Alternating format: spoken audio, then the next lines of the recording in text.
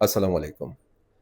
একটি বাড়ি নির্মাণ করতে গেলে সেই বাড়ির পেছনে ৬ থেকে ৭ টি আইটেম নিয়ে কাজ করতে হয় এবং একেকটি আইটেমের পেছনে একেক রকমের পয়সা ব্যয় করতে হয়।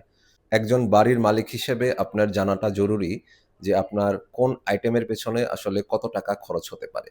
আপনার যদি এই ধারণা না থাকে তাহলে আপনি সঠিক একটি এস্টিমেট করে বাড়ির কাজ ধরতে পারবেন না এবং আপনি এস্টিমেট ফেল করবেন। যেমন আমি বলতে চাচ্ছি যে একটি বাড়ি নির্মাণের জন্য রড, সিমেন্ট, ইট, বালির পাশাপাশি আপনার ইলেকট্রিক, স্যানিটারি, টাইলস, রং, দরজা, জানলা, গ্রিল এই ধরনের নানা রকম আইটেম থাকে। তো কোন আইটেমে আসলে সবথেকে বেশি ব্যয় হয় বা কোন আইটেমের পেছনে ব্যয় সাশ্রয় করা যায়, এই বিষয়ে আপনাদেরকে জানাবো।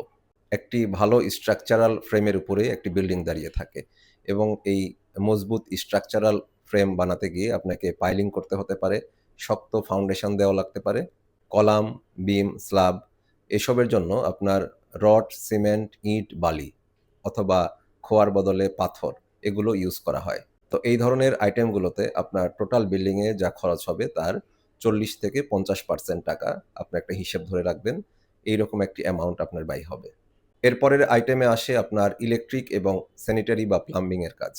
বৈদ্যুতিক তার, সুইচ বা সকেট, স্যানিটারি ফিটিংস, পানির লাইন এই সমস্ত কাজে আপনার মোট বিল্ডিং এর খরচের ১০ থেকে ১৫% পর্যন্ত ব্যয় হয়। আপনার বিল্ডিংটির যখন স্ট্রাকচারাল এবং ইলেকট্রিক প্লাম্বিং এর কাজ শেষ হয়ে যাবে, এরপর চলে আসবে আপনার ফিনিশিং এর খরচ।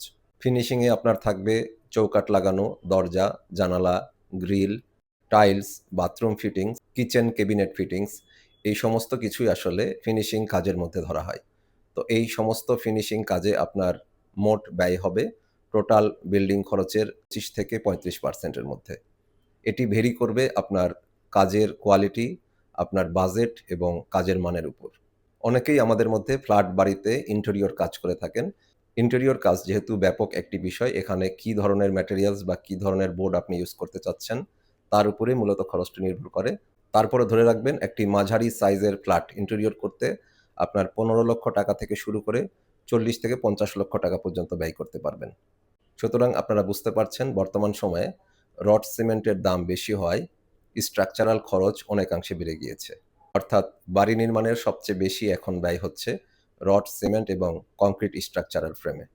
তবে এখানে কথা হচ্ছে আপনি যদি বিলাসবহুল একটি অ্যাপার্টমেন্ট করতে চান, সেক্ষেত্রে আপনার স্ট্রাকচারাল খরচের থেকেও বেশি খরচ হবে আপনার ফিনিশিংয়ে। আশা করি বিষয়টি আপনাদেরকে বুঝাতে পেরেছি। ধন্যবাদ।